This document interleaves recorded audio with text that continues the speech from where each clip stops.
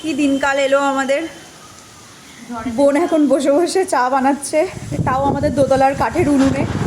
আর একে তো গ্যাস ছাড়া বুঝতেই পারছেন কত কষ্ট করে আমার বোন উনুনটা জ্বালিয়ে রান্নাটা বসিয়েছে, মানে চাটা বসিয়েছে। তার ওপরে এখন হয়ে গেছে ঝড়, এই চুর ঝড় হচ্ছে, বুঝতেই পারছেন। মানে আমার বোন সামান্য একটা চা করছে কত স্ট্রাগল করে। চা খেতে হবে না ঝড়ে। আরে কিছু তো করে পেট তো চালাতে হবে, গ্যাস নেই। মানে চাটা এখন করছি সন্ধ্যাবেলা বলে, তা না হলে আমাদের তো করতে হতো রে, রাতের রুটিটাও তো করতে হলে, খাবোটা কি। কি জীবন, সেই 90s-এর একটা জীবন ছিল।